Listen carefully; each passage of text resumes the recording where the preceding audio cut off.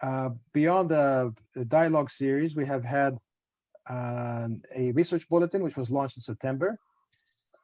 This is a monthly research bulletin. We will do a launch today. We have also had, along with the dialogue series and the research bulletin, a special section in our journal, Agrarian South, which will appear for the first time this month in December, and will continue as a special section throughout next year. So our Spectres of Crisis, Rays of Hope initiative has been quite a robust effort on by various means to maintain a debate and a rigorous analysis of the pandemic crisis, of the economic crisis, and the whole range of other crises that have been deepening recently. So the our speaker, our key speaker today is Dr. Lino Some, and our discussant is Professor Praveen Jha. I will soon introduce both. Just to remind our viewers that this is an initiative of the Agrarian South Network in association with core partners, the Samoa African Institute for Agrarian Studies in Zimbabwe, and ActionAid in India, together with supporting partners that include the Center for Informal Sector and Labor Studies at JNU in India, the Institute of African Studies at the University of Ghana, the Global University for Sustainability in Hong Kong, China, and the Federal University of ABC in Brazil, which includes a collaboration between the postgraduate program in World Political Economy, the Educational Technologies and Languages Unit, and the Office of the Provost for Research for Outreach and Culture. These sessions have taken place in English. You can send your questions on Zoom or Facebook, either in English or any other language with which you feel comfortable, and our team will translate your questions and forward them to us. You can write your questions on the Zoom or the Facebook page. And these sessions are being recorded and are being translated in Portuguese and Spanish, and the full set of translated recordings will be released soon and will be made available on our websites. So without further ado, I will introduce Dr. Lino Some and Praveen Jha, and we will continue then with a launch of the research bulletin, and then Lynn's own thoughts on where all this has taken us over the last few months. So Lino Some is Senior Research Fellow at the Makerere Institute for Social Research at Makerere University in Kampala, where she teaches politics and feminist political economy. She's the author, most recently, of Gender, Ethnicity, and Violence in Kenya's Transition to Democracy, and is co-editor of the forthcoming volume, Labor Questions in the Global South, together with Praveen Jha and Walter Chambati. She's an associate editor of Agrarian South, co-editor of the Journal of Contemporary African Studies, and serves on several boards, including CODESRIA, the Council for the Development of Social Science Research in Africa, and the International Association for Feminist Economics. He's a long-term member of our Agrarian South. Praveen Jha is Professor of Economics at the Center for Economic Studies and Planning, and also Adjunct Professor at the Center for Informal Sector and Labor Studies at Jawaharlal Nehru University in New Delhi. He has published widely on labor and agrarian relations, the economics of education and public finance. His most recent publications include the co-edited volume with Lynn on labor questions in the Global South. There's also, this will come out soon in 2021. There's also another co-edited volume which will come out next year as well on global agricultural value systems, co-edited as well with Walter Chambati, Frida Maswi, myself. There's also the Rethinking the Social Sciences with Sam Moyle, which we co-edited in 2020, and Reclaiming Africa, Scramble and Resistance in the 21st Century, which came out in 2019. So it's been a couple of very active years. And I will not go down the list of the years preceding this, but suffice it to say that Praveen Jha is indeed a pillar of South-South collaboration and of the setting of the research agenda on a global level. Without further ado, I will pass the microphone over to so that we can begin with the launch of the research bulletin. And I will ask also our team, our logistics team, Joseph, to soon put on the share the screen, share the research bulletin on the screen. So Lynn, it's up to you. Okay. Thank you, Paris, and thanks everyone who has taken time to join us for this launch. As Paris said, the research bulletin was one of a number of initiatives that the Agrarian South Network embarked on this year. Partly to understand what was happening in the world, and especially the Agrarian South during this pandemic period. And the bulletin itself, the aim of the bulletin itself was to bring together, at least it was envisioned as a forum that could bring together short, concise pieces of analysis that were both theoretical, analytical, many of them presented raw empirical data, and these insights would be from Africa, Asia, Latin America, and the Caribbean. So we have tried to maintain the continental balance over the, the first issue appeared in September. I think you see them on the screen. Then the second issue was October, and the latest issue is November. And in each, we have tried to maintain the regional balance on account of gender, and so on. It's not always easy, but also in terms of because of thematic coherence, it's not always easy, but we have managed. In this effort, I wasn't alone. I would like to acknowledge the very serious and very consistent work put in by my comrades in the editorial board, Manish Kumar, Damien Lobos, and Freedom Maswi, who I think are all here, or I hope are all here. And our hope is to continue this forum. It has found quite a bit of circulation. It's not an alternative to the journal, but it allows, I think in a way that the restrictions, the sort of intellectual policing that sometimes constrict journals does not find its way here. So we have found people able to speak passionately and make arguments that are not only polemical, but are serious in terms of what we are trying to do, what we are trying to achieve.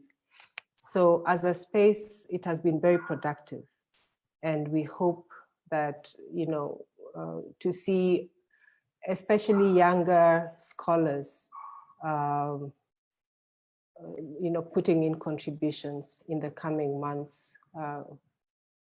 Paris has to tell us how far along beyond the pandemic we go, especially because the focus might shift if we ever get into a properly post-COVID period. So with those few remarks, I would like to formally launch this, the Agrarian South Research Bulletin. Is there anything? Maybe it would be good to show the cover of the three issues once more. And yeah, Joseph, please. Yes. Yeah. Thank you, Lynn. The idea, as Lynn has said, was to maintain a rhythm of debate and publication in a format that does not involve full academic articles, and which also does not have the certain, does not maintain certain rigors in terms of citation and so forth that academic articles require. Nonetheless, they emerge, the pieces that appear here emerge from research and are informed empirically and theoretically by ongoing work. It also intends to fill a certain gap in the sense of going beyond quick blog type of publications by putting together an organized monthly edition of properly edited articles and thought out pieces. So that is the idea, and it will go on. It's not the research bulletin is something that will hopefully last in many years, and its focus will evolve and become a forum for debate, a monthly forum for debate. Yeah. So that's the idea, and on behalf of the network, I wish to express our sincere thanks to Lynn as chief editor of the Research Bulletin, and to Damian Lobos, Frida Maswi, and Manish Kumar, who have joined the team and have been such a great source of support and input. Praveen, would you like to add anything? No, I think both of you have said it all. And of course, as regards the themes, these would be evolving as we go along. Our lives are not going to be easy in the foreseeable future. And, the challenges which are emanating and with no solutions anywhere in the sight, we can easily see a number of pressing issues which will keep hitting us from the point of view of progressive political economy and politics. So yes, hands are full, and we have in Lynn, as you said, a very, very competent, accomplished person to guide this initiative with the help of the three young comrades. And let's try and do justice to this initiative, which promises quite a lot. Thank you. Thank you. Thank you. Praveen. So Lynn, our session today is on COVID-19 and insights from South. So I should state in advance that this is not necessarily on research that you yourself has conducted recently, although you will bring your own accumulated knowledge into this conversation. It is an overview also of the debates that have occurred in the Research Bulletin and in our network over these last 6 months. I say this because after Lynn's talk, we will open up for questions and answers, but this questions and answers session will not be directed to Lynn as such and her own research.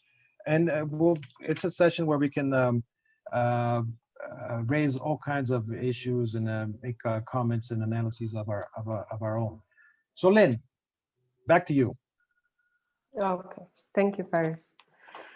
So what I'd like to focus on is just bring to the fore the major themes that in my view have emerged quite strongly in the three issues of the bulletin so far. And there were many, but I will focus on at least four main ones, and then think through some key lessons that we can draw in terms of our work and our activism and so on. So one, the first, which is also an issue of great interest to me in my own work, is the crisis of social reproduction. The crisis of social reproduction, as we now understand it, is endemic to capitalism and to a negligent neoliberal state, which continues to produce a huge surplus population. And COVID has intensified this crisis. And even those jobs that had fairly stable income streams were rendered precarious overnight. Precarity itself, from the various pieces, we have to understand it in a number of ways. One, in the form of labor, in the lack of security, in the heavy dependence on market forces with little protection, in terms of worker safety, in certain types of work with no health cover, in those jobs that are vulnerable to cycles of feminization or defeminization, in relation to the force of nature, the seasonality affecting the agrarian sector and some service sector workers. And although it is, it's still hard for us, it's still hard to measure the long-term impact of the pandemic on informal workers. Existing statistics, or the statistics that some of our contributors put forward, point towards the deepening of a persistent crisis of social reproduction for all category of workers.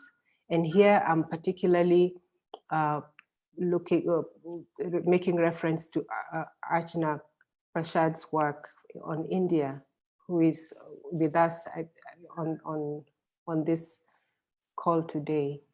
And in the first issue of the bulletin, she highlighted the plight of domestic workers and showed the impact of the pandemic, showed that the impact of the pandemic on domestic workers has been structured by long-term vulnerabilities arising out of their lack of recognition as workers, which in a sense keeps them outside of the ambit of labor laws. And this in turn reflects the lack of adequate legal and institutional coverage. In other words, access to social protection and domestic and decent working conditions. Apart from the loss of mobility, which was such a big factor, not just in India, but across many countries of the South, the denial of work was influenced by the popular perception that women living in slum habitations would bring infections to the homes of employers. So the stigma related to COVID was playing an important role in the denial of work for migrant workers, for workers in the informal economy. So in similar ways, we saw racism and these forms of class disgust defining outcomes for millions of workers across the region.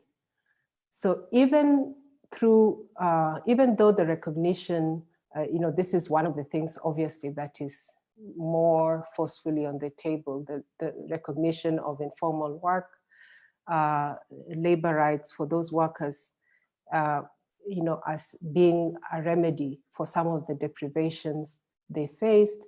The root cause of their distress is unlikely, as we have seen in this period, is unlikely to be resolved because the overall status of these workers is intimately linked with the crisis of social reproduction of other sectors of the working classes. And this is a key lesson or a key insight that we draw from some of the empirical work. In Latin America, we did see some interesting initiatives that were responding to this crisis of social reproduction. The recognition of this crisis of social reproduction took the form of mass organizing. There were some popular sectors, peasant populations and indigenous peoples who managed to sustain and recreate the collectivization of care, although in very limited territories still. And this kind of response, this kind of collectivization was done through control measures and income restrictions to their communities, migration to uninhabited jungle areas of the Amazon to protect their elderly, separation and community care of infected people, support for care with ancestral medicine, management of community food provision, community communication, national and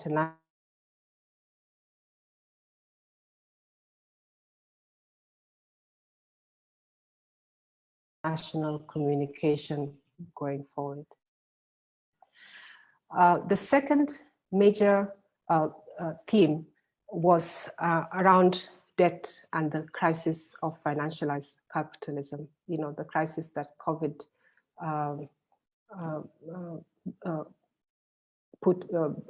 brought up.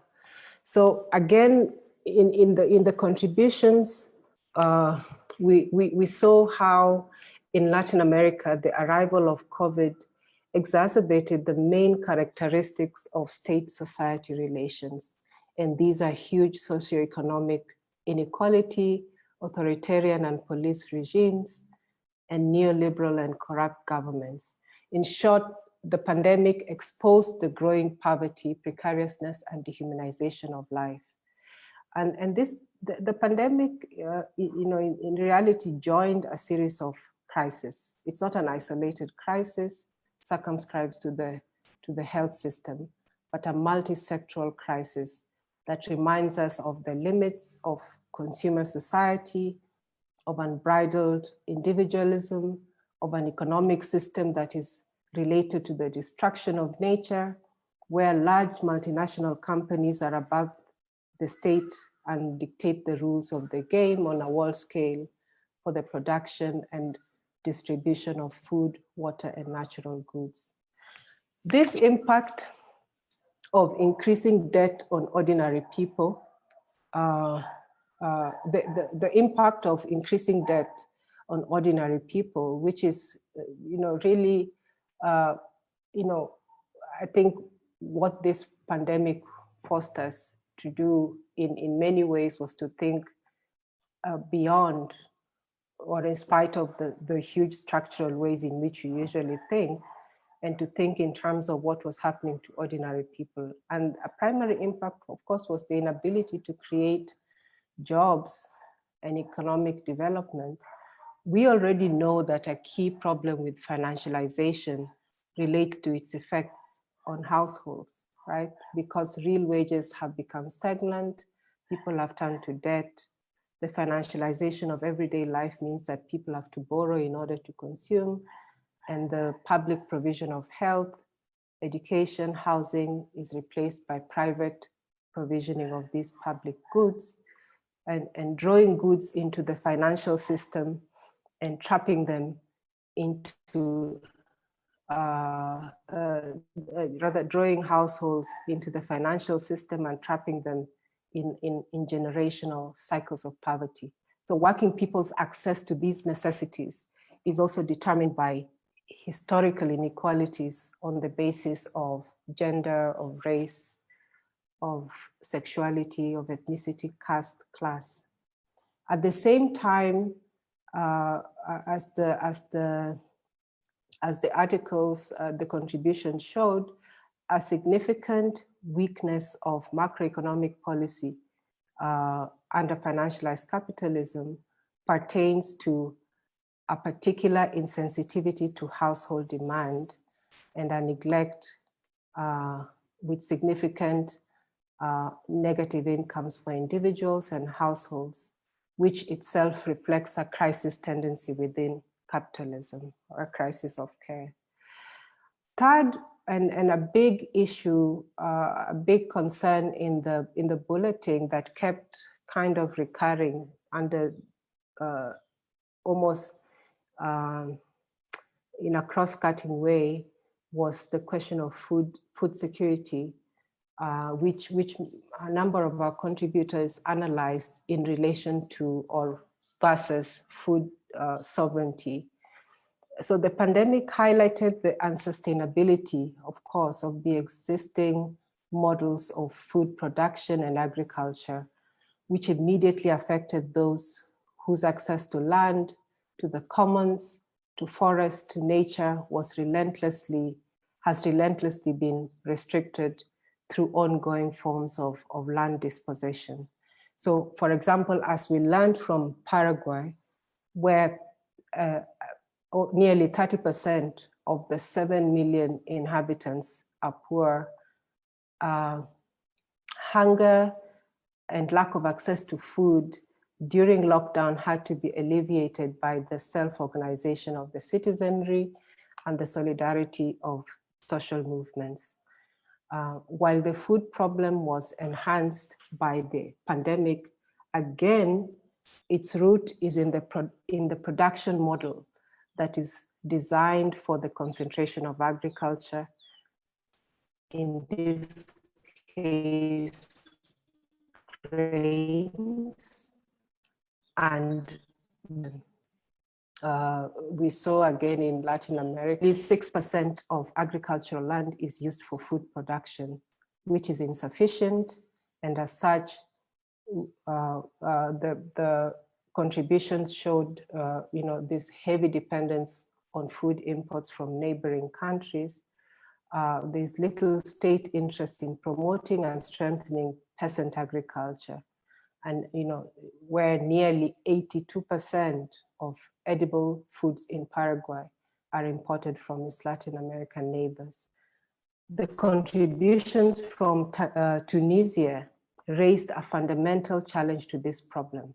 This was in the initial issue, and our comrades there argued that the function and the place of agriculture in society and the economy must be completely redefined. And a central question they posed is this: what should be the ends of agriculture? So they were going back really to the radical basis of, what is it that, raising not new, but a renewed, these questions with a renewed sense of urgency. And to this question, what they showed was that the use of agriculture is certainly not for the current users, which they are seeing in Tunisia, which has been to accumulate profits for a small minority of investors, and especially to meet the essential or exotic needs of wealthy consumers in the north. The food question also raised very clearly the supply chain vulnerability, the disruption in domestic and international supply chains, movement restrictions, barriers to transportation imposed around the world. All of these led to a fall in sales in agricultural produce. The supply chain was simply broken despite, and this was interesting or important, the supply chain was broken despite no fall in production levels. As case studies from India indicated, producer prices also fell, although interestingly, the fall in producer prices was inimical to poor farmers everywhere.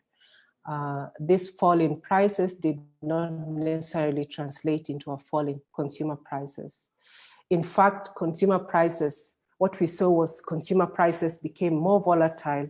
And for some commodities, including cereals in India, there was a growing divergence between the wholesale price index and the consumer price index, indicating either higher transaction costs or higher rents in the supply chains. And this similar trend was also observed in some countries in Latin America and in China. The prices of inputs had risen due to the reliance on imports for inputs in the South, which has also made them particularly vulnerable to changes in production and exports from the North, as well as exchange rate changes. Depreciations have also led to an increase in the cost of inputs in Latin America. So overall, the movement of prices has caused both a fall in agricultural incomes and an increase in the cost of food for people during this period.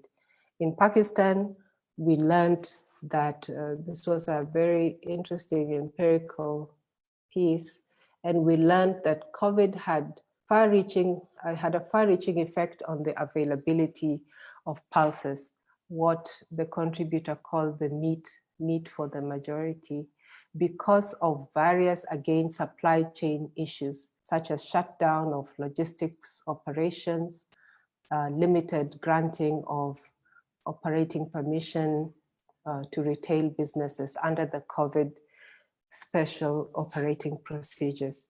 So overall, across the tricontinent, the problem of dependency was rendered stark during this period.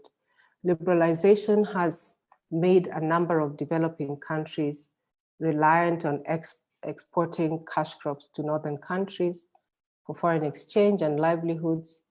On the other hand, some also rely on importing food for domestic consumption.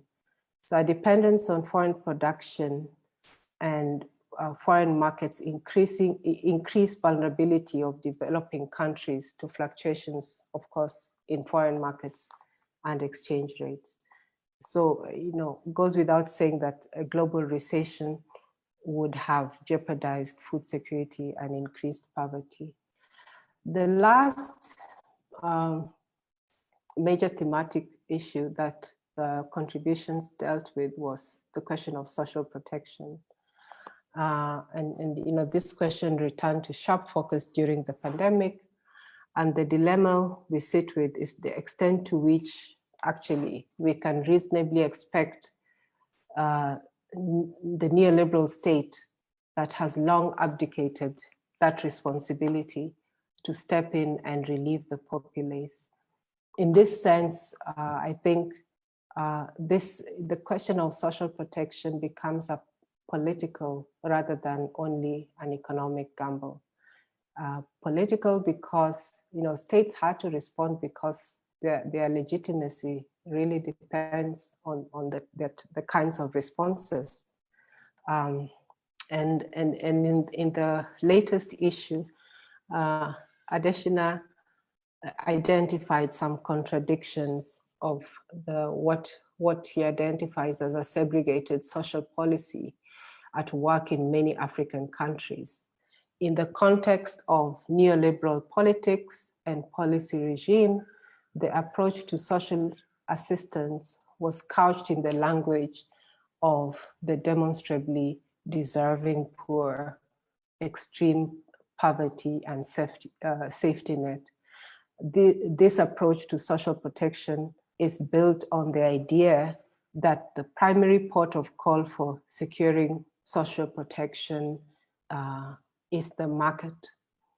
As the market gave way during the pandemic and household reproductive capacities became overwhelmed, the state had to intervene. So the various contributions have looked at the nature and extent of these interventions.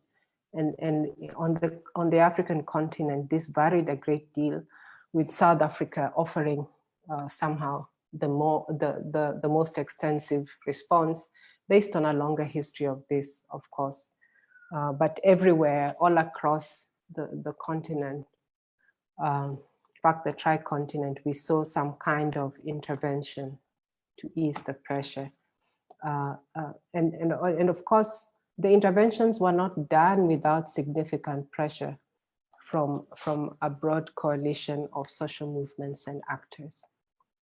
And another contradiction in relation to social protection is the blindness of social policy to the informal sector. And this was really major, given that the informal sector constitutes up to 80% of the labor force in many of our countries. So while the informal sector is eligible to economic and labor statisticians, it remains blind to the national framework for social welfare support and provisioning. And while it is understood that the adverse livelihood impact falls disproportionately on informal sector operatives, the key social assistance instruments used in such contexts as, say, as Adeshina highlighted, in Nigeria, in South Africa, were actually ineffective for reaching the informal sector operatives. And these are, I guess, present quite clear policy concerns as we move forward. Lastly, I'd like to speak about or highlight a few of the key lessons that we can draw from the contributions in the three issues. Our contributors in the bulletin wrote against attempts to cover up the causes of this devastating pandemic, which is related to colonial expansion of capital, as they showed, a production model that generates precariousness of life, high genetic manipulation that deforests and contaminates, and that violates the right to protest. COVID-19 is not a simple natural disaster and not a divine type punishment for human beings. It is one of the consequences of a model that has commodified all areas of life. All the studies published, and I'm talking beyond the bulletin, all the studies published during the last months converge on at least one deadly finding, that and I'm talking of them all, obviously I don't mean all, but they converge on the finding that the capitalist intensive and extractivist model, which dominates world agriculture, is directly responsible not only for the current pandemic, but also for the impoverishment of animal and plant biodiversity, as well as for climate change, whose direct and indirect consequences are already visible. From our comrades in Tunisia, we learned that we can aim as a first step at the short-term creation of protective walls around the broad sector concerned with agriculture, with food, with natural resources and biodiversity, shielding it from the laws of the market against the mechanisms and standards of the world food systems, and of course, against a savage agribusiness model, which does not seem to know any other God than profit. They also insist that we must radically change the paradigm and move to a social, ecological, equitable, sustainable agricultural policy with the peasantry at its heart and food sovereignty as an immediate requirement. So we must move from comparative advantages to imperative needs, from security, food security to food sovereignty and dignity, from imports to local production.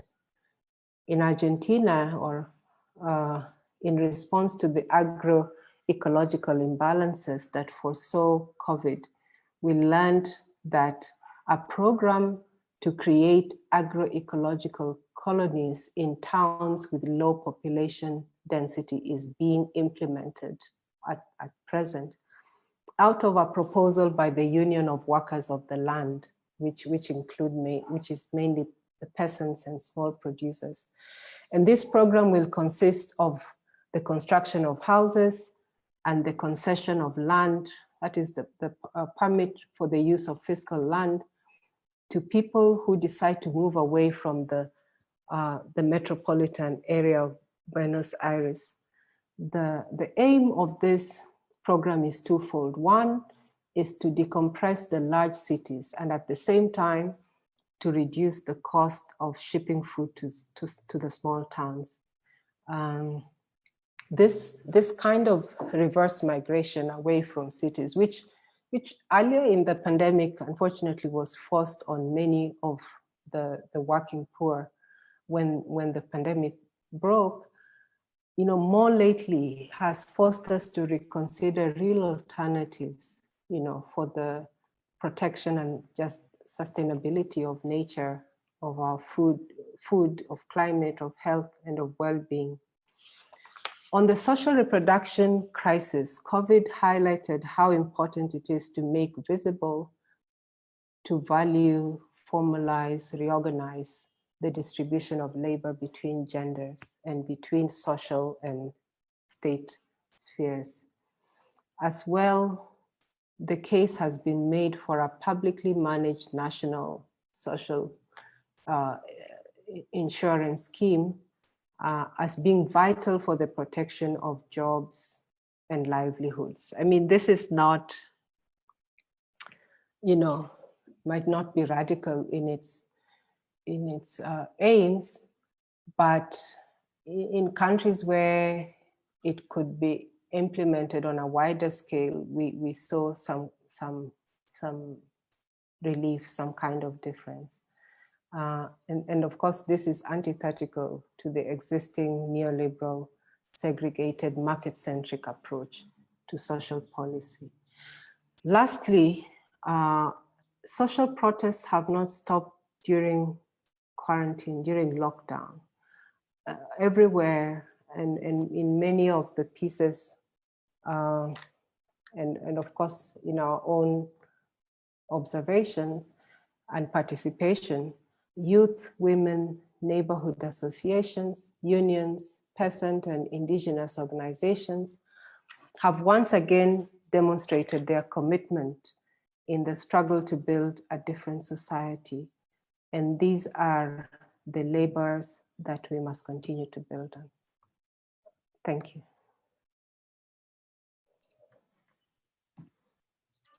Thank you, Lynn. Thank you for that robust resume, let's say, of a whole range of debates and issues that have emerged in our research bulletin and in our conversations more generally.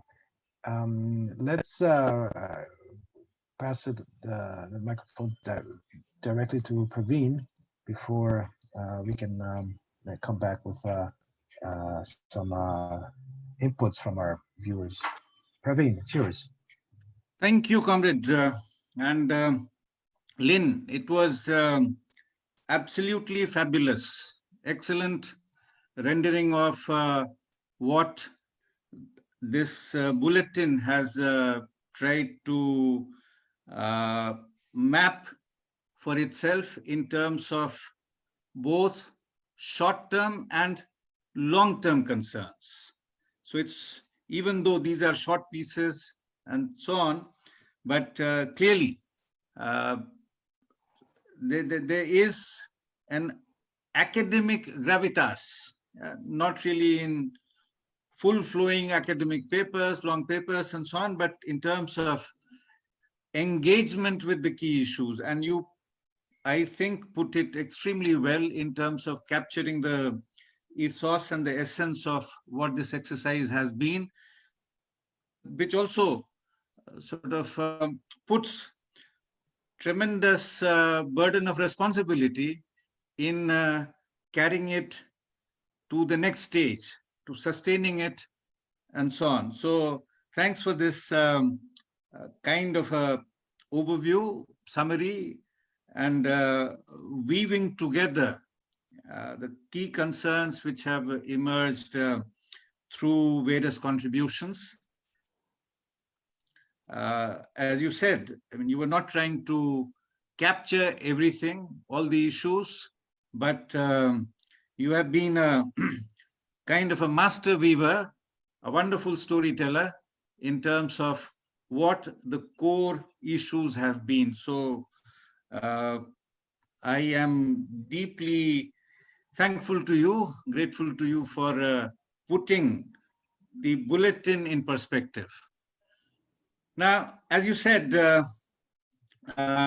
broadly 4 or 5 areas in which you wanted to, for sake of better comprehension, organization of the concerns of what the contributors have tried to do, you put them into certain subheadings. So in general, I would say that what the pandemic and these reflections on the pandemic tried to capture very powerfully is a whole range of cleavages, fault lines, etc., which were very brutally exposed during the pandemic and continue to be so. Yeah, that exposure, that whole sort of, this the fact that almost every problem which we had been talking about, had been engaged with in terms of our research, thinking, etc., was so powerfully kind of it was almost like an explosion of the crisis of social reproduction, as you put it, the challenges of debt, challenges of financialized capitalism, food security. If you look at some of the most recent reports in India, I mean, it is amazing that how in majority of the states, malnutrition amongst children is on the increase. And obviously we don't have data as yet for the period of the pandemic, but clearly this would have really challenged massively an already very fragile system. Right? Likewise, as you rightly pointed out, the migrant labor in a flash, in almost 2-3 days' time, it seemed as if a large chunk of workers, the so-called migrant labor, although this word is a bit of a, its expression is a bit of a problematic expression, but let me not get into that. Yeah, but the fact that suddenly citizens are completely, in a sense, become bereft of a sense of belonging. They have no home, right? What they had considered their home, because they had been working there for 10 years, 15 years, 20 years, 5 years, whatever, right? Suddenly becomes a most hostile place to be in. And they start looking for their homes, right? Through those long journeys, and which was absolutely heartrending. At least 25 to 30 million migrants were on the road. It was like a sort of, mass non-violent rebellion against what had been imposed on them through an utterly ill-conceived shock and awe strategy of those who were in command, right? Sort of many other sections, likewise. We have a lot of accounts, as you rightly pointed out, studies converging on most of these themes. So for instance, if you look at an already very, very fragile and vulnerable world of work, what happens to it, right? So in a country like India, as all of you know, you're talking of more than 90% of the workforce belonging to the so-called informal sector, which means basically no protection, right? And of them, suddenly 80% within roughly a few hours are out of work. They have no savings, most of them, or savings which will not last more than a week, 2 weeks. That's what surveys reported. Several field surveys which are in public domain now, right? Nowhere to turn to, nowhere to go to, right? And then their only hope was that, okay, if they can somehow reach their home, 1,000 kilometers, 1,500 kilometers, and so on, right? Yeah. So if we look at ILO's very recent reports and the income compression going beyond the reported number of hours that were lost, right? And try and make sense of that. Again, it's a very, very troubling story. Right? In fact, the way we actually measure unemployment is deeply inadequate from the point of view of understanding the import of employment in the most essential fashion. That is, it should generate adequate income for a decent livelihood, or at least a decent life. I mean, forget about anything fancy in terms of protection and etc. etc. If we look at that, let's think of something which is linked to poverty benchmark, and think of that as, let's say, income unemployment, right? That is, something which goes above that can be considered income employed. Falling below that, even if they're working, we should call it effectively being income unemployed, right? And what are the implications of that? All these things were so powerfully put on the front burner. We were gasping for breath trying to comprehend what was unfolding in front of our own eyes, right? And some of these, as you rightly noted, have been picked up in the bulletin very well. The food security, again, India is one of those countries which unfortunately has seen per capita food consumption going down. Unlike most other countries, almost every other country, where with positive income growth, GDP growth, both the direct and indirect consumption of cereals and other food items translates into higher calories, right? And there have been studies, many studies, which support this. India seems to be in a set of one, where very significant income growth over a period of almost 40 years. And within this period, for good 20, 30 years, you actually see decline in, which is the neoliberal period, you see the decline in per capita consumption and so on. Our two great mentors and comrades of the network, the Patnaiks, they have repeatedly talked about this as being a serious concern, right?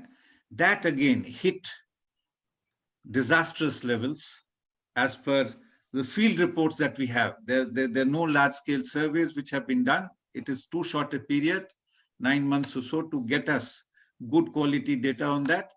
But there have been many surveys which tell you that there have been precipitous declines in food consumption. People have gone hungry, very significant number of them, 40%, 50%, 60%, according to different surveys and so on. And as is the case with almost every aspect of economic geography, not only in India, but everywhere in the world, that economic geography is very, very powerfully conditioned by social geography, as you were pointing out. Issues of race, gender, ethnicity, and what have you. Right? It comes out very powerfully that, for instance, Dalits in India, Muslims in India, right? The disproportionate hunger that they have had to deal with women in general amongst working people, right? Return to jobs. Archana is here. She was associated with a research project in which they found how the payments were delayed or they didn't get it, domestic workers and so on, and how they were very, very seriously impacted, etc. Right? Now, so different categories and the different concerns, each one of these that you highlighted, we find dealt with, at least in terms of raising these issues, quite well in the bulletin. And of course, the bulletin is supported by a huge amount of research, which is being done around the globe. And you rightly drew our attention to that. Right? And then, as you said, the policy response. What has been the policy response? See, unfortunately, we are, if you look at last 30, 40 years, you see, there was sort of a shame-faced neoliberalism for short periods. It was feeling somewhat guilty. Okay, no, this is, so then, suddenly you had this whole discourse on neoliberalism with the human face, globalization with the human face, right? There were sort of short periods where we were talking about reluctant kind of neoliberalism in terms of the policy discourses and so on, right? Today we have reached a point which I and Paris in some of our conversations, in some of our written works, like to call brazen neoliberalism, punitive neoliberalism. If you don't listen to us, we just grab your throat, squeeze it hard, and you are done with. And that really is the most, in terms of policy responses, the most hurtful thing that we are witnessing in our parts of the world. That is the, developing countries, the tricontinental sort of network that we are talking about. There are very few exceptions. Again, you rightly pointed out to South Africa and what it was trying to do and so on a little bit, right? But in general, this is where we are. So it's not only the fault lines and the cleavages of the material world, the economic reality, which has been brutally exposed, but the policy hypocrisy has been as powerfully and as brutally exposed. Right? This is, again, in many countries, it has been brought out very clearly, but think of, again, India. I keep giving example of India because we have been almost on a daily basis dealing with a completely atrocious state and its assaults, which are in the nature of, if there was a court anywhere in the world, and we hear of these, human sort of courts, etc., located somewhere in the Western world, where the crimes against humanity should be tried. Right? They pick up one particular case and highlight so much, which we should not be dismissive about. Any particular incident and any particular assault, whether it's an individual or a group of people, and then how that constitutes a kind of a humanitarian crime. Here we are talking about humanitarian crime on a mass scale. It's a humanitarian crime, not a humanitarian crisis. Putting it as humanitarian crisis is putting it mildly. It's a policy-driven, crime. Yeah. So the old adage, crisis is an opportunity. has been used with remarkable, ironic efficacy and achievement. So labor is suffering. Do away with all labor laws, whatever little you have. That is the opportunity for capital, right? Now, it's a most creative way of reinterpreting or using this adage, crisis as opportunity. Right? I mean, it's just amazing. Yeah. Laws are forced down the populace, yeah, large sections of, whether it is the farming community, the workers, and so on, yeah, or general laws which have implications for everyone, using this cloak of the pandemic, that we must stand together in this moment of crisis. Yeah, that is the only way forward. And you keep sort of assaulting the population with one act after the other act.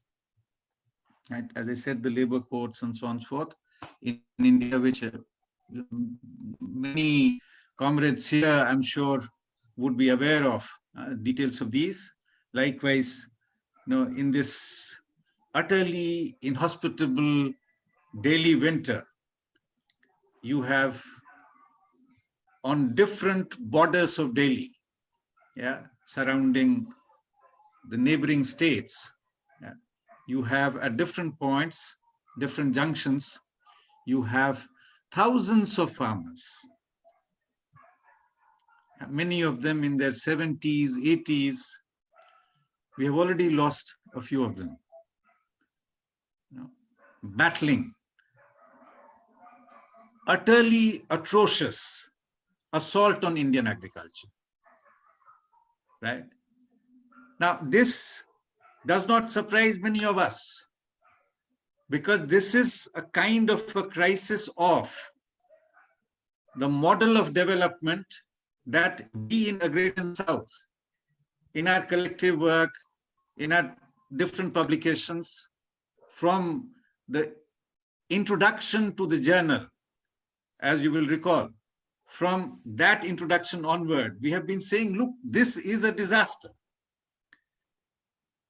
No, this way of dealing with agriculture or agrarian question and not really comprehending it in a frame, in a fuller frame, where it connects with everything, gender, ecology, industrialization, and how do we see the balance between the different components and so on.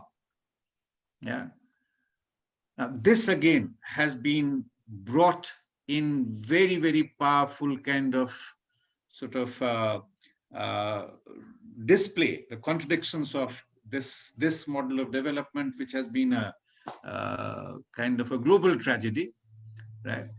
And that again has been used by India's policymakers to not be even sensitive. Yeah, okay, let's listen to you. Let's listen to the questions that we have.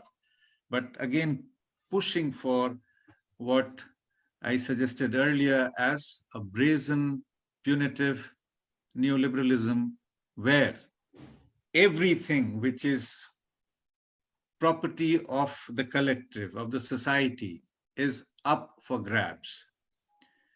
Yeah, not only assets, etc., built with the hard labor of our laboring people, working people, women and men over generations. Not only that, but the nature itself. What gives anyone right to become the owner of the soil? The only meaningful ownership can be that of the collective, of the society, where then you use it judiciously to make sure that you leave for the next generation more than what you got, more than what you can consume for yourself as regards these precious resources. right? It's just the opposite of that we are witnessing in India. Right? So it is really very, very clear where the political masters are headed by and large, right? There may be variations in texts and subtexts across different countries, but the broad trajectory is very clear. And with that, let me come to the last point that you raised, which is that, yes, working people everywhere are trying to resist it. This again comes out powerfully in the pandemic. Right? In India, on 26th of November, which incidentally is our Constitution Day, if we have the most respected kind of book that we can swear by, it is our Constitution. Right? If one wants to be a kind of a religious person, that should be the core of that religiosity. Yeah. On that day, these farmers started marching. On that day, we had 250 million workers across the country, working people and those in support of them. Yeah, according to different estimates, as reported in the media very widely, there was massive support, right? So yes, there is an attempt to reclaim the space and try and move forward. It is not going to be easy. Yeah. Given the kind of models of governance that we have, given, let's say in case of India, a model where first past the vote system, first past the post system, grabs it all, okay, then you can have a tiny minority, or maybe not tiny, but more than tiny or significant minority at different junctures, who then speak for the nation at large, the country at large. Yeah. And how do we then deal with that? See, at least a true representative democracy would have put some checks and balances, right? Can we think about those things for the long run, for these debates on models of democracy? Yeah, models of governance. Maybe in due course, as we get into, let's say, the next bulletins, we can look at these models across the world, see the relevance of, from the point of view of working people, which works better, which does not. Right? So the sort of social movements are trying to do their bit. Yeah. Of course, there are lots of divisions, we all know, right? But no, it has been, and I think it's important for us to note, to sort of not only to salute the resilience and the resistance of the people, but if there is any hope, it lies there, right? And to again try and understand these resistances, these movements which are going on, both in terms of, let's say, expressions through old-fashioned channels of organized either trade unions and similar organizations, or through other kinds of channels and other kinds of expressions, etc. Right? So we, again, maybe in one of the next tasks that we should maybe set out for ourselves is to try and see how in the pandemic across the world, what were the kinds of responses and movements and so on, and the implications of that for not only highlighting the challenges that we have, but in terms of moving forward as well. Right? This, I also say not only to salute them, but also, as I said, that the great hunchback from Torino, yeah, Antonio Gramsci. You might have all the pessimism of the intellect, but you must end up with optimism of the will. There is no other way. Thank you.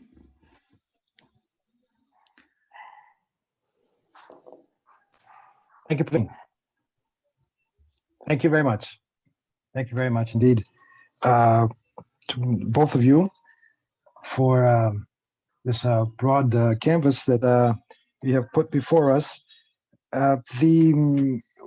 We can open now for questions and comments from our audience and participants here. I have several questions of my own and comments to make, but let's see if anyone has anything to add here. We have a comment by Damien Lobos, who is one of the members of the editorial team of the Research Bulletin. Comrades, speaking with Praveen, final points, I would like to know what your readings are about relations of forces in the conjuncture. Working people who resist have shown to be very strong, but there's also a certain thematic and strategic disaggregation. With regard to the state here in Latin America, there's a certain hope and rebirth of progressives and the left, but in all cases, assuming that there is a situation of high pressure and limitations. Of course, this is one of the issues that comes out, especially in both of your comments, the social responses and the types of social responses we can expect or wish to see in the world, in the societies of the South in particular, given that they are societies which are inserted into the capitalist system in a very informal way. We are not talking about wage laborers that have proper incomes.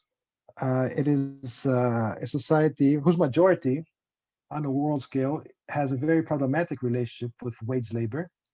It's a type of semi-proletarianized workforce, whether it's urban-based or rural-based, very informal, very periodic, very episodic relations with wages. And the types of organizations that emerge from this type of society are not the kinds that perhaps some might expect. It's not necessarily the trade unions that take the lead, but all kinds of organizations that Lynn pointed to, or Praveen pointed to, farmers movements, community organizations, in many places, religious organizations have come in, organizations that have their own organic roots, in one way or another, to this type of society. If I could add to Damien's comment about Latin America, it is certainly a disputed conjuncture. Yeah, there's all kinds of tendencies that are rising, both progressive and reactionary, and it remains an open question which way this is going.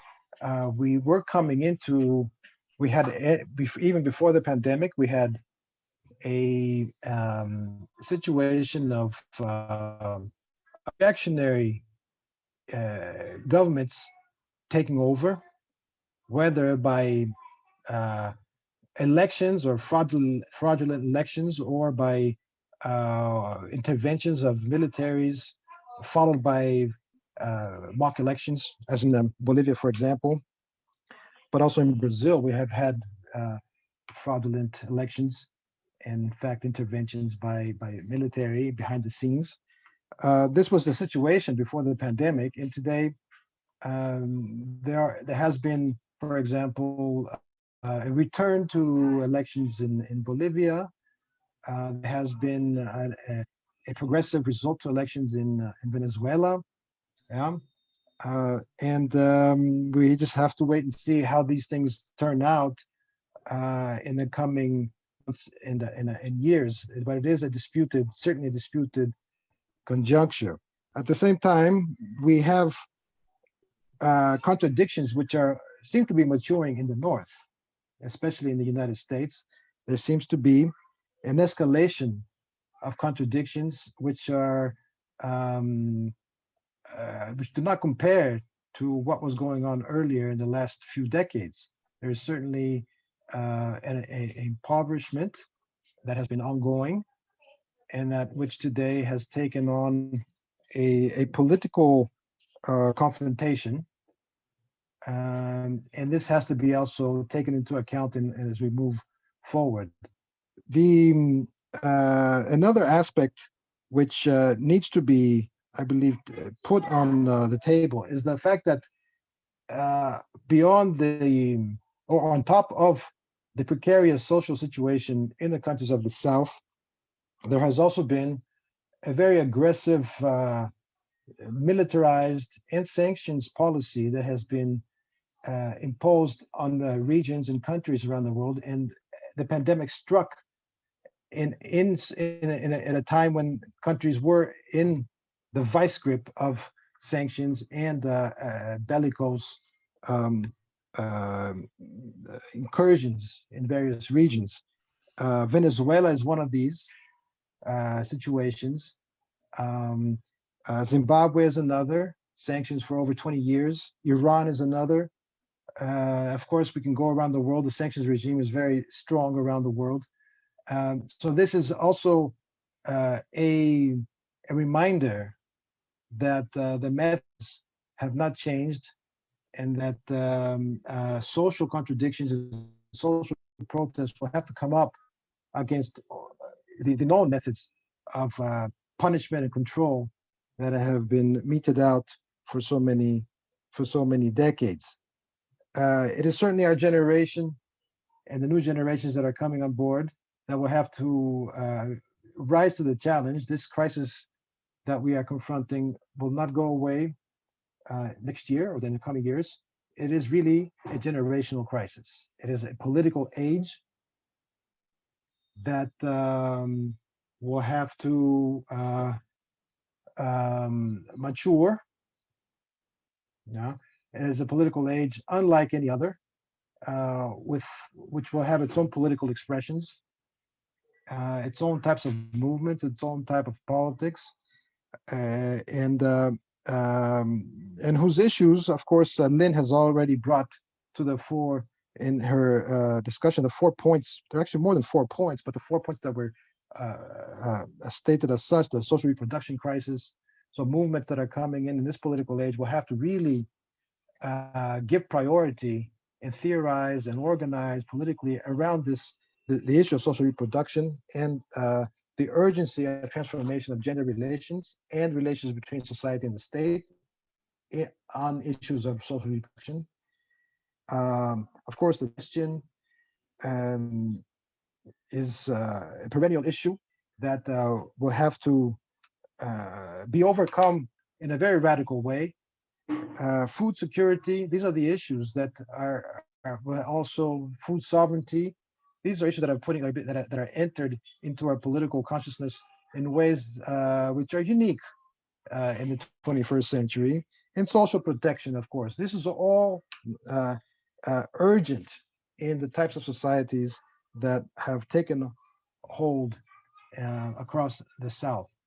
So all I can say, in addition to what has been said, is that our own efforts in this regard are to provide a platform, apart from our individualized involvements in our own countries and regions.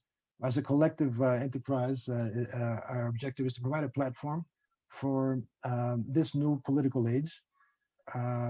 We have inaugurated this series on the crisis and through online dialogues.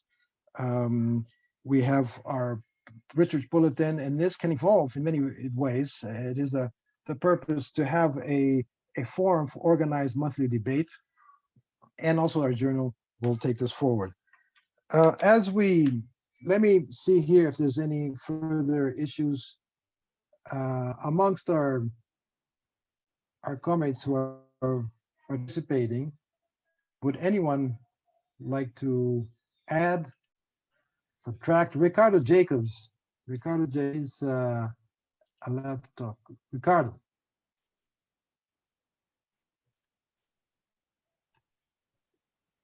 Right. Yeah. Can you hear? Hi, Ricardo. Yeah, I can hear you. Please, Ricardo. All right, I can continue. Yeah, my question is, you can hear me, right? Yes. Yeah. Please, Ricardo. Yeah, thank you for this wonderful panel, and congratulations on the research bulletin. It's certainly a breath of fresh air in this current period to bring out this type of work, particularly from the global South, and stamping its authority on the world. And I want to follow with this question on, and perhaps to both Lynn and Praveen, or it's a general question. Like I understand the concept of working people, or the different social forces that emerge from society. But in this period, we're also seeing that the role of labor, wage labor at the point of production, that if there is a national strike or general strike, that it is consequential. So I want to ask about, how do you see, who are the social agents in this period that perhaps would put pressure on the role of wage labor? I understand there is all, and how do the unemployed and the employed sort of link up in this sphere as part of this new wave of struggle? And then I also want to see, how do you see the limits of these type of protest movements? Paris sort of touched on some of it.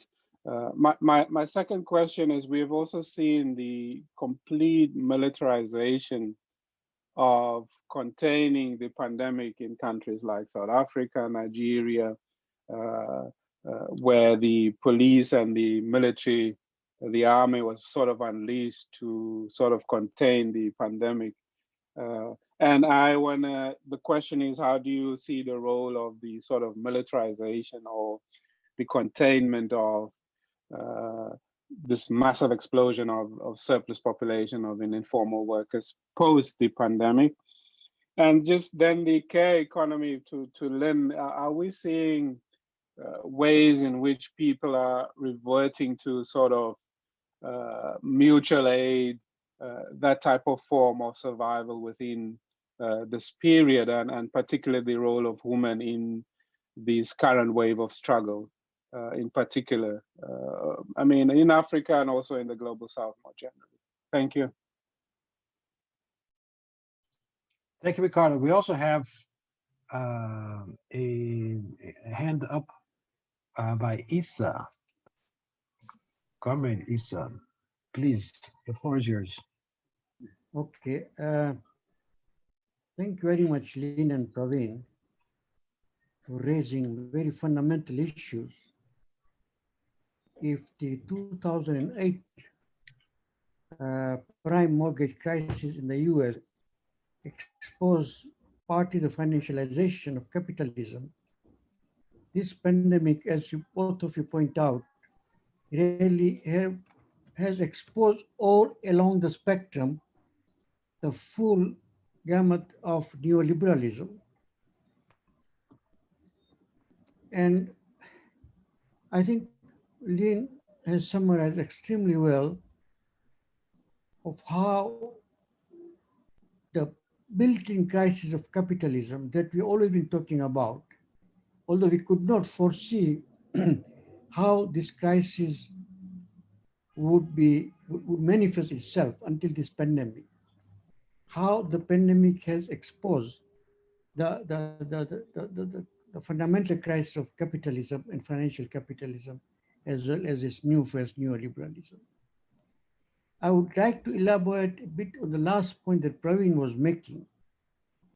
And I think we need to explore that much more, that besides the crisis of neoliberal capitalism, I think it is also exposing in a kind of dramatic fashion the crisis of liberal democracy, the models of governance that we are used to fall back on, the whole liberal democracy by which many of our liberals and left have been swearing actually.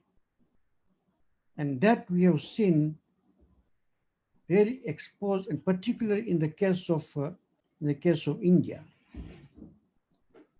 One of the issues of Agrarian South on Samir Amin. Samir Amin often talked about fraudulent democracy.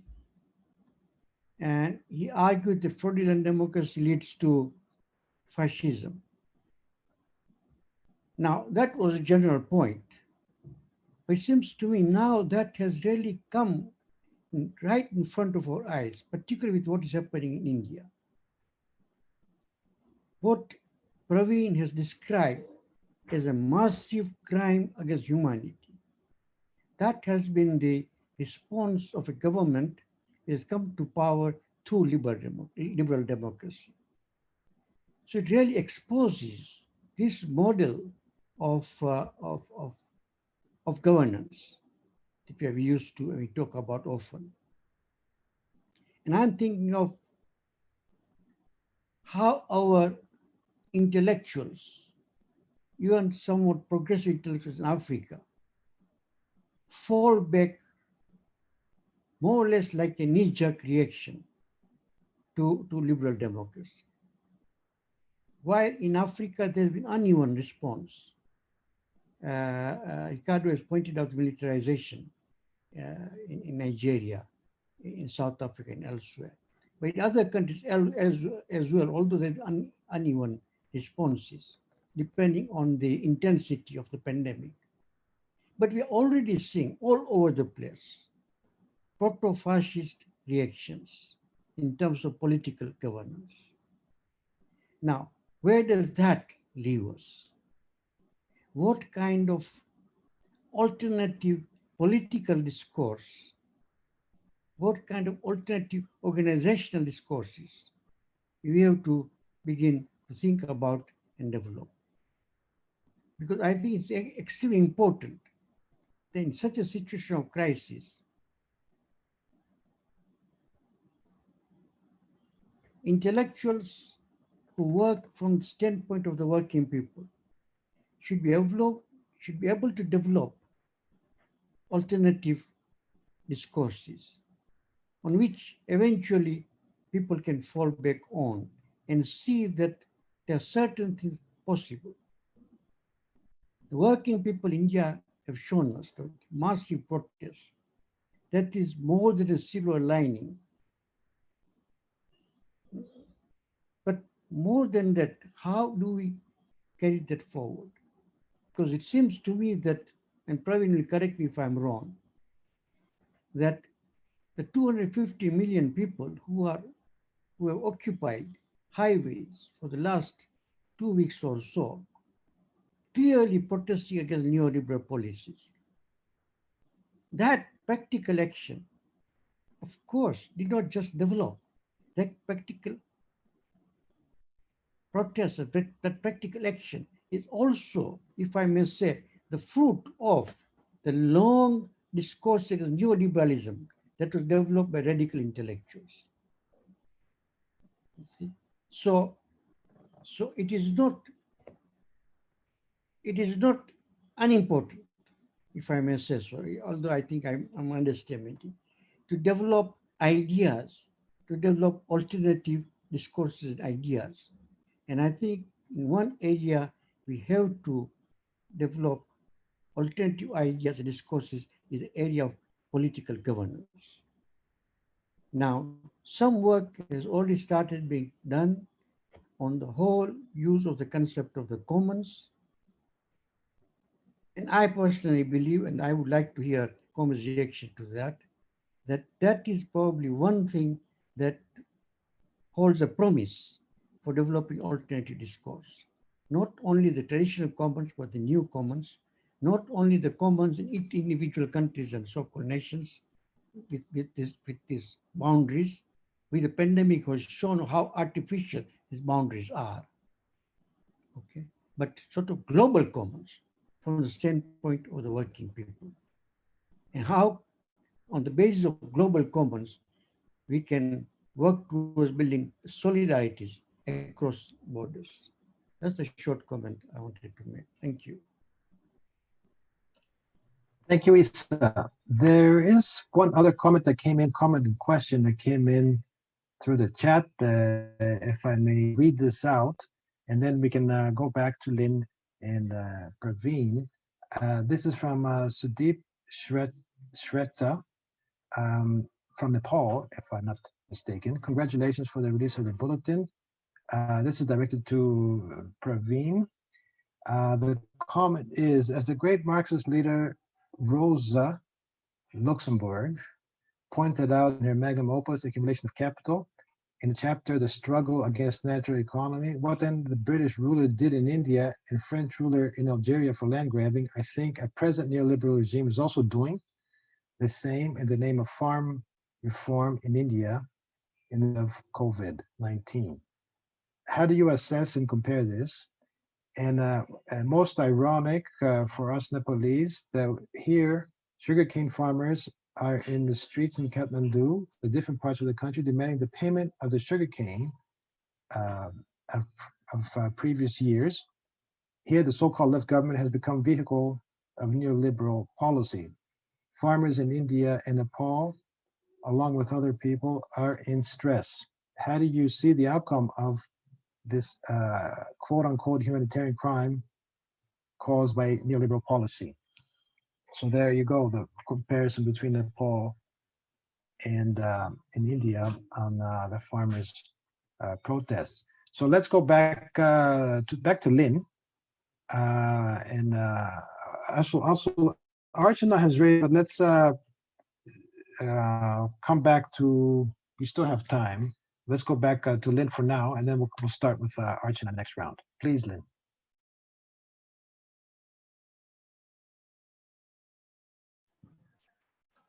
Thank you for all of your comments. I mean, I think they all converge around this sense of desperation, in a sense, that we have out of this period and what needs to be done.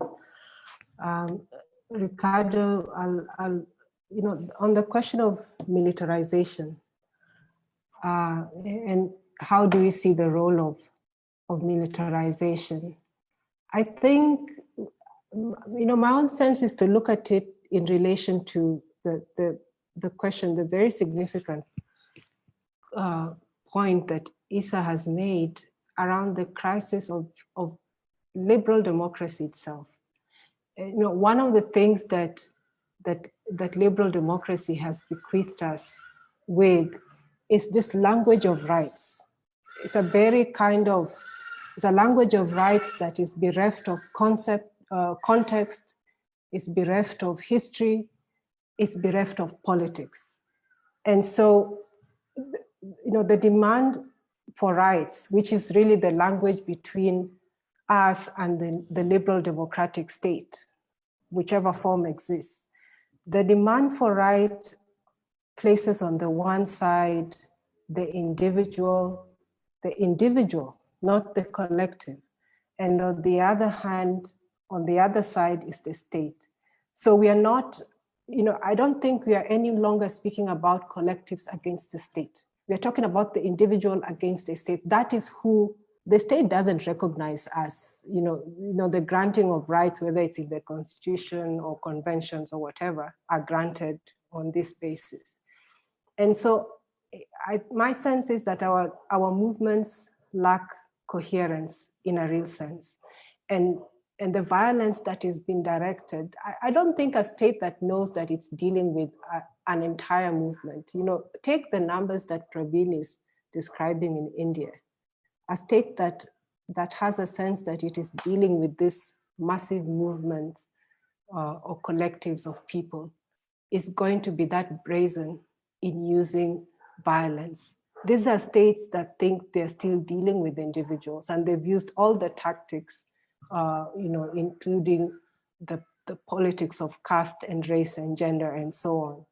So I would put it back to this, alongside our struggles, our agrarian struggles. And I think as Praveen pointed out, and as Isa is saying, we have to deal very seriously with this question of democracy and how it is that it is playing out in our context. Because violence, I've argued in a lot of my work how,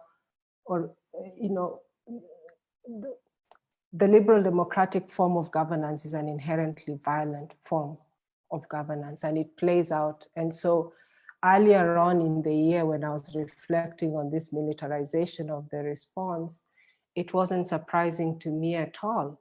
If we are going to be people who, anytime we are trying to reclaim certain parts of our dignity or our humanity, are calling on the state, then the state is going to respond to us through the means that it has, that it has kind of perfected over the decades. On the question of care economy and the care economy, and whether we are seeing a reversal to mutual aid, I don't think it's a reversal. I think it's never stopped. I think that one of the most profound things that this pandemic period has shown us is just how much, or the extent to which the care economy, the regime of gendered labor and reproductive labor has actually been propping up neoliberalism in the course of the last 4 decades. This is not new. What it did was that it just brought it to the surface because of the intensity, with the collapse of the market. We were essentially having a conversation between the state and the household for the first time, a very direct line between the state and the household. And I think that there's something there that we can build on and that we can continue to expose. But it's certainly not a reversal. This role has really been the foundation of this regime of capitalism. Thank you, Lynn. Praveen. Yes, comrade, and a very insightful observations, remarks, elaboration. Comrade Isa, for instance, was drawing our attention to some of the most pressing issues, which tangentially I referred to, and how do we take it in terms of our work in the Bulletin, in the journal, and in our collective efforts through our political work as well as academic work to next level. And I completely agree with Isa as regards his emphasis on both the things. The whole question of commons, how do we envision that? We know that there has been this discourse off and on, sometimes quite prominent, sometimes it has receded into the background and so on. But for a very long time, certainly in the history of classical Marxist political economy, of which Isa is one of the finest exponents.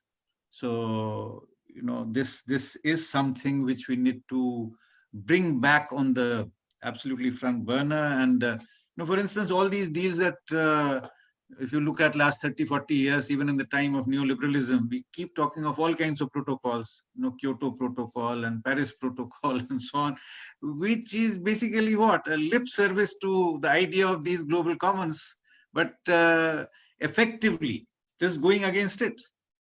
Yeah. So how do we reclaim these discourses? Yeah, I mean, there is a lot of work which is happening, but then in terms of politics, etc. So I think what Comrade Isa has drawn our attention to is indeed one of the most profound challenges that we need to deal with here and now. I mean, these things cannot be put on the margin of discourses. And likewise, the whole question of, again, late great Samir Amin and his investigations of forms of democracy and fraudulent democracy leading to fascism. And, we are staring at something which many of us who actually before 2014 were worried about it, but even amongst progressives, there was a very large chunk which did not see it coming. The kind of regime that we are confronting today, right? Its intensity, its venality, its etc. So yes, to explore these things and then look at what kind of efforts, etc., which are required. And yes, the numbers that are in the different media as regards those who are resisting, protesting, and so on, the numbers are impressive, sure enough. Yeah. A couple of days ago, India has about 700 districts, which are units of, lower level units of administration and so on. Roughly in half of these districts, there have been protests, right? District headquarters, there have been protests and so on. The real challenges, where will the coherence come from, right? Way back in 1950s, this Indian author who grew up in West Indies, Naipaul, yeah, of Indian origin, who grew up there. So, we should not call him Indian in that sense, who got Nobel Prize. Yeah.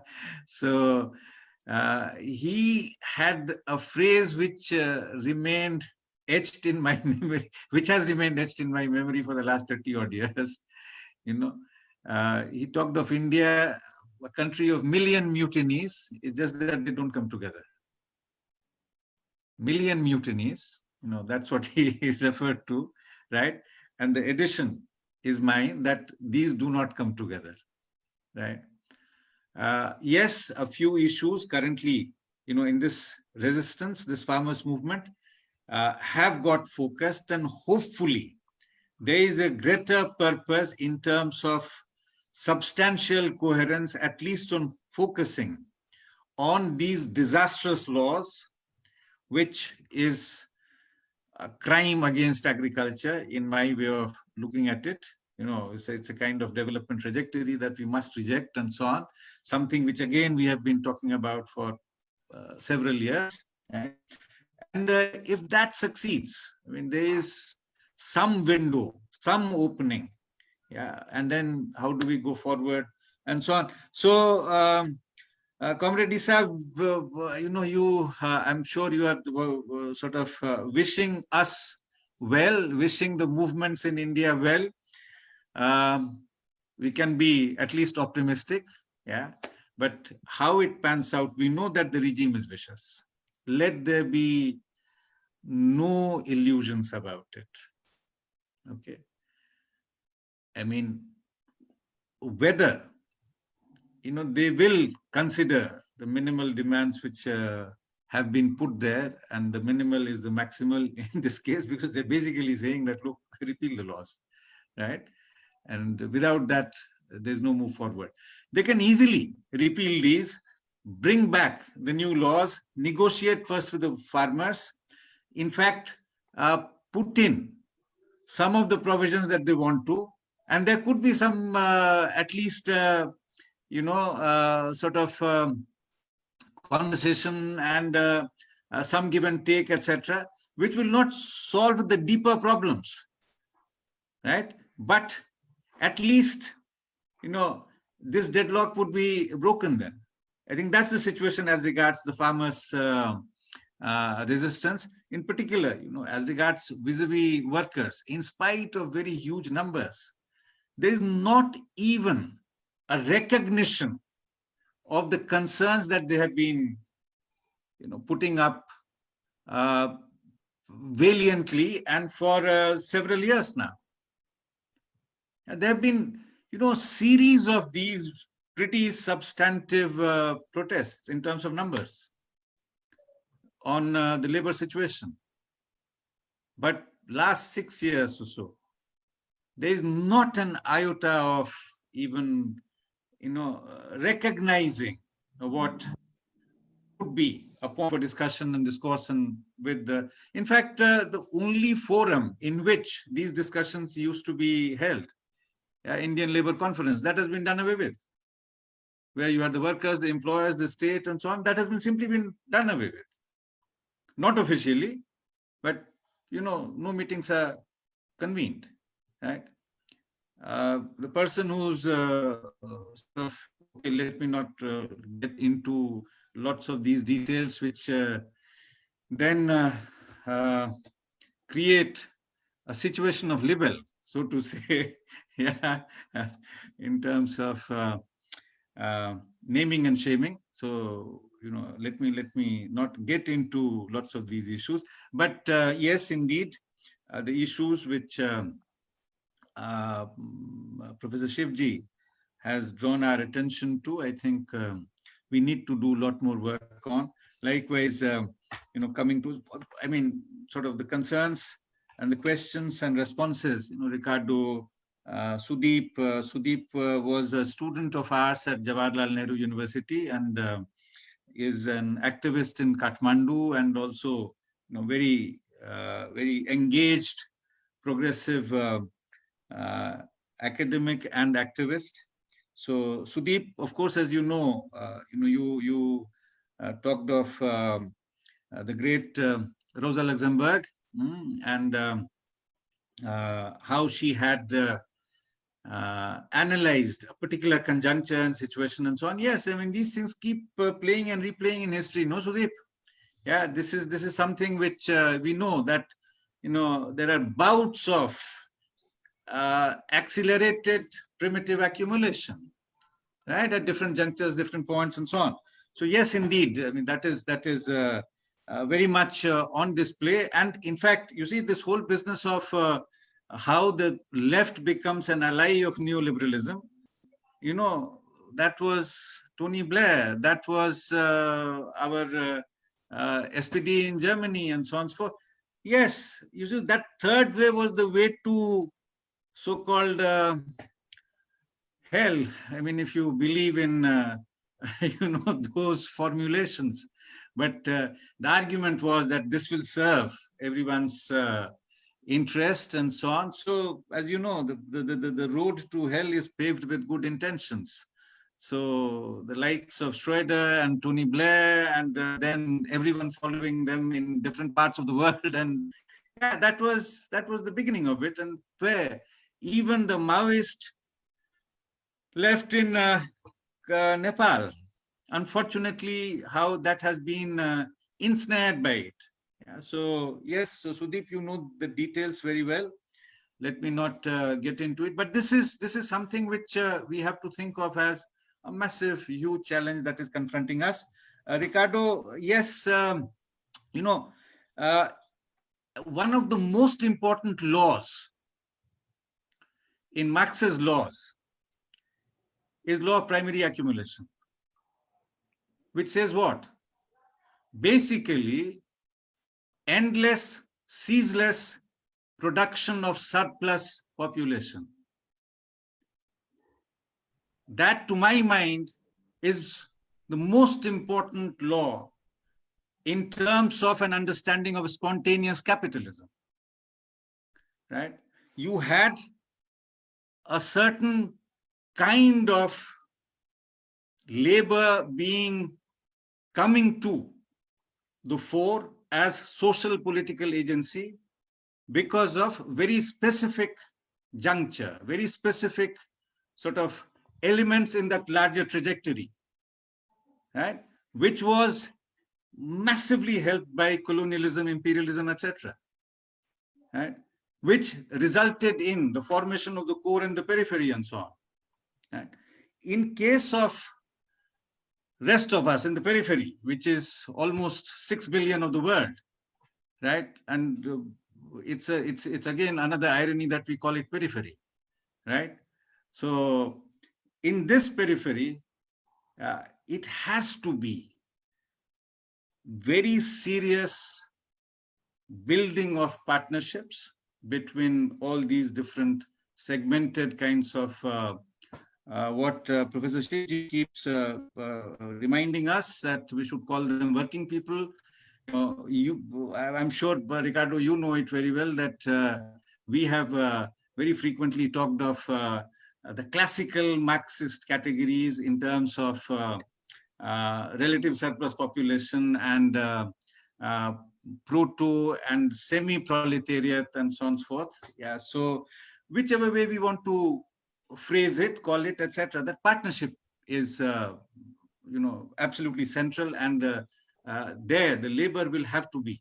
I mean, the centrality of labor, and that agency of labor, the centrality of labor, is not only that of the so-called, privileged, organized labor aristocracy, right? And which is where it's extremely important to think of how to build bridges and cooperation and coordination amongst every constituency. Right? One of the greatest. One last point on this. B.T. Ranadive, sort of a trade unionist and a left, thinker of great repute.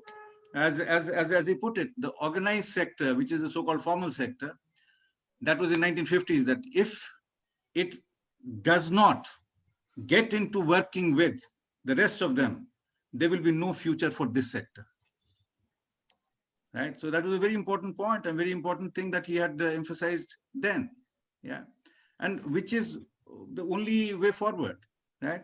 So in terms of, so Damian and Ricardo, this production and of surplus people, etc., will go on endlessly, right?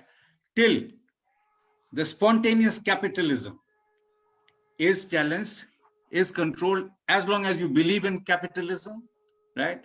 But then this itself is something on which there's a huge question mark. Will capitalism deliver, right? For that, then we have to talk of other things. Thank you. Thank you, Praveen. We have a few more minutes, and let's try to keep it brief. Archana, are you there?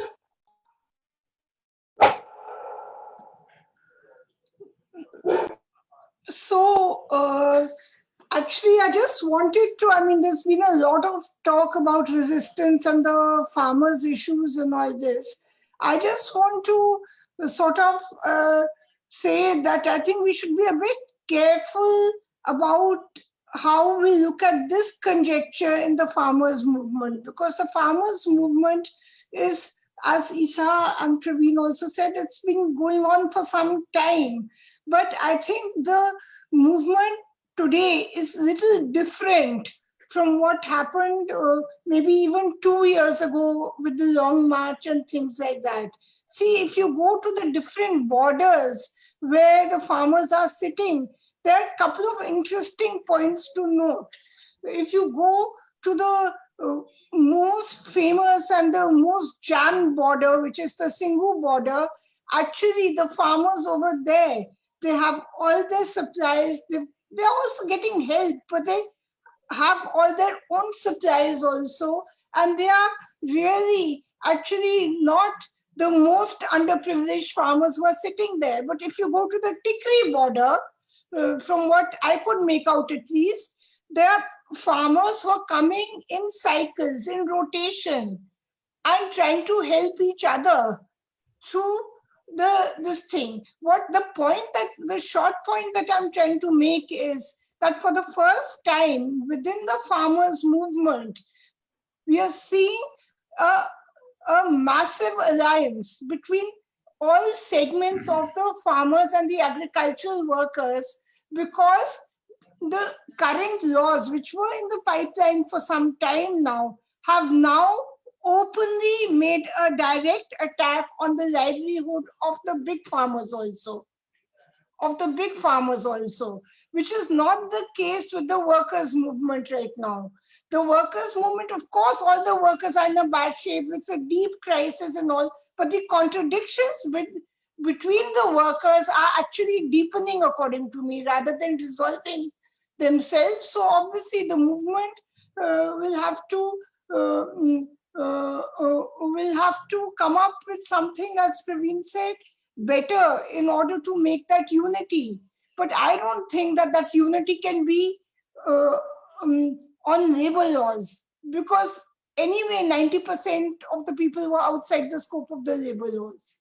So that's one thing. And as far as care work is concerned, Lynn also made the point, but I feel that, at least from what I can observe, in fact, instead of mutual aid, what is happening is that the privatization of care work is becoming even more exclusive and extreme, and the fragmentation that is coming about is really great from all this work from home business. You know, people are not in touch with each other, they can't see each other, they can't organize with each other. Even as students and people who used to organize, or teachers who used to organize, the pandemic has actually put the challenge of organizing up front very, very starkly. And I think that while we have to think of the forms of organization and communication, I think also, you know, I mean, theory comes out of practice. So if you don't change your practice, your theory will also not change much. And so the two things have to go together. So that praxis, I don't see that evolving much, because the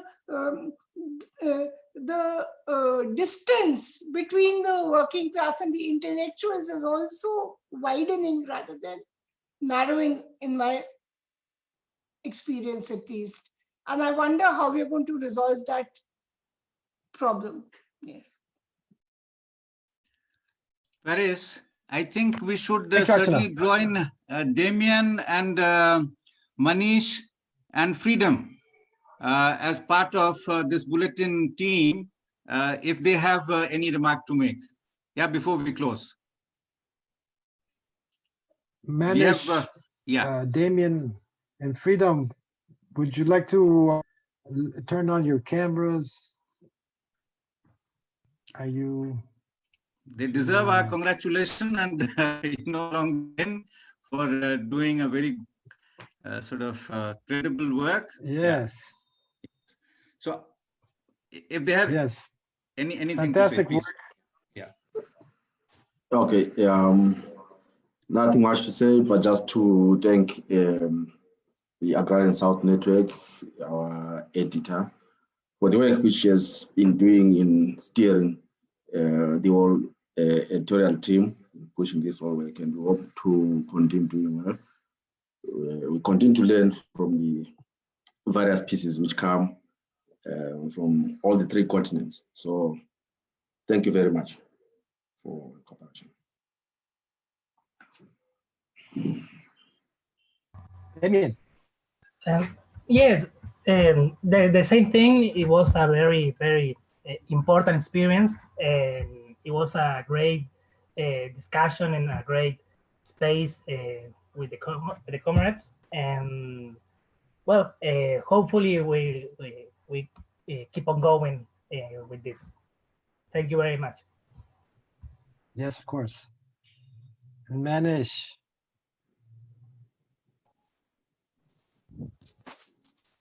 Yeah, even I don't have any much to add. What Freedom and Damin had just said. It was indeed a pleasure and honor to be part of a great team that is bringing together great work. So I'm very thankful to the Agrarian South Network for including me in the team. And as Professor Prasad was just mentioning about the field-based content, so maybe in future we will bring more experiences, this pieces from the field. And very soon we are coming with, from India. There will be a piece on the current agrarian, this farmers protest, and that we will include. So I hope we will keep it up, and we will try to improve in future as well. Of course, thank you very much to the three of you and to Lynn for spearheading this initiative. We hope that they will continue to grow and become a location of profound debate and systematic debate over the long term. Thanks also to Praveen for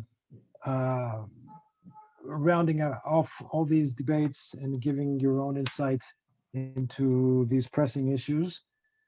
We have much work ahead.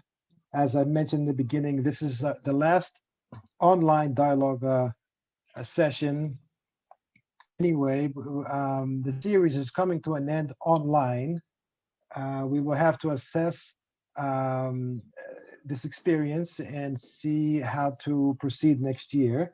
But as I also mentioned, the Spectres of Crisis, Rays of Hope series as a whole includes the research bulletin, which will continue, and also the special section in our journal, which will start this month with a number of articles, and it will continue into next year.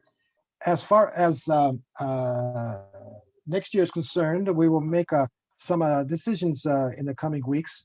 But just to you that we have our summer school that will be held in a month's time. It will be an adapted version online with just, a few sessions, of course, during the last week of January.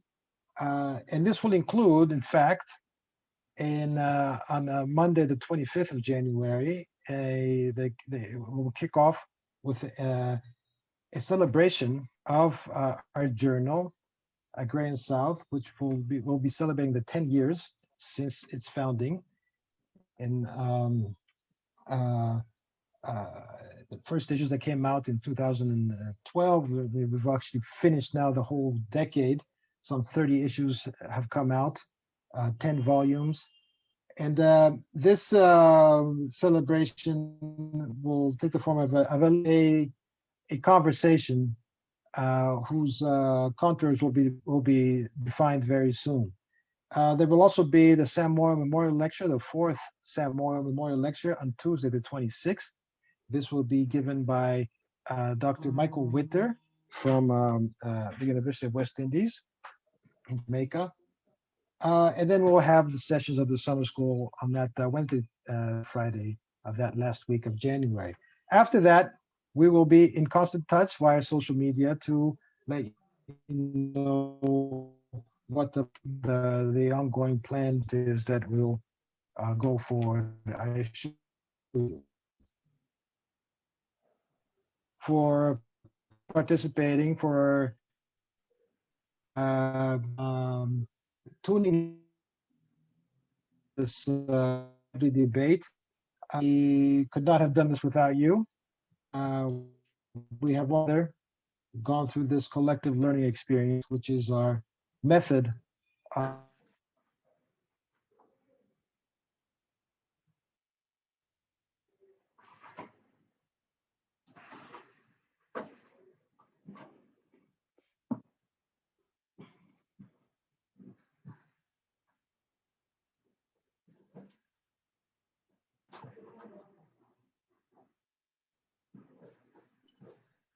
I'm back. Sorry. There was hear me now. Can you hear me? Yes. Yeah, sorry. So just wrapping up, the will be very soon. Thanks, last but not least, to our wonderful logistics team, including Joseph Matai, Nabajit Malakar in India, also Esha Shaduri, Priyanka Kular. This is our Action Aid crew in India, plus Frida Mazwi in Harare, Julio Cambanco here in Brazil, who have been on the background putting this all together. Thank you so much. It has been a wonderful professional job, week in and week out, that you have undertaken here and made this possible. Thanks also. We'll be back next year with a lively schedule. Unless there's anything else from Lynn and from Praveen. Do you have anything else to add, Praveen? Lynn? No, we thank all the participants as well who have been with us all through in the Zoom meeting and on Facebook. And we look forward to their inputs on how do we take it forward to the next stage and so on for our different activities. So in due course, please do remain engaged with us and keep guiding us, keep giving us your inputs. We really appreciate that. Thank you. And thank you to the chief organizer, which is Paris.